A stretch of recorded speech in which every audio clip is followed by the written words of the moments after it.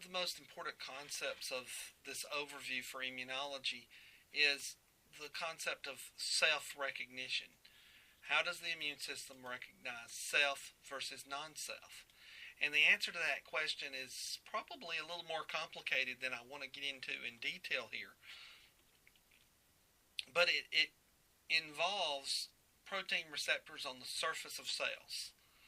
You have what are known as class 1 MHC markers. MHC stands for major histocompatibility complexes, and they are on the surface of almost all of your body cells.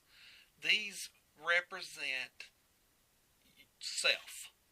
So your MHC markers, your class 1 MHC markers, are unique to you. The most closely related ones are those that are of siblings, or of someone who's very closely related to you. But unless you have an identical twin, your MHC markers are going to be different in the class 1s. The class 1 markers are found on normal cells, and it's not just the marker itself. If you'll look in some of the slides in your book, it'll show you the MHC marker with a little red antigenic peptide bound to it. Class 1 markers with antigen are going to express endogenous antigens found on the inside of the cell. These antigens are placed into the class 1 MHC marker and expressed on the outside surface. So it's kind of like I randomly choose antigens from inside of a cell, and I stick them into the little pocket on the top of an MHC1 marker, and then I spit it out on the outside of the cell, so it just sits there. Cytotoxic T cells come along, and they look at this, and they go, are you self-MHC? Remember, the T cells are educated in the thymus gland, so they can recognize self versus non-self. If it has the right MHC, then it also looks at the antigen. So it's a combination of the MHC marker plus the antigen. So if the antigen is from the self cell, it's a normal antigen, these T cells won't attack it.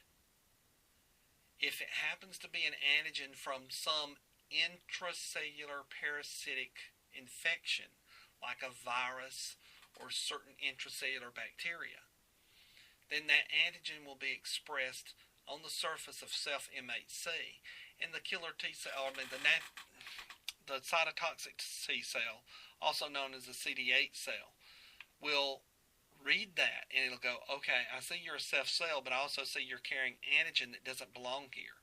So there's one surefire way to prevent a virus from being able to replicate inside a cell. There's a surefire way to keep, swine flu from being able to replicate in someone. Shoot them in the head. They're dead, the virus can't replicate. Same concept with these cells. I'm not advocating violence here, this is just a strong example.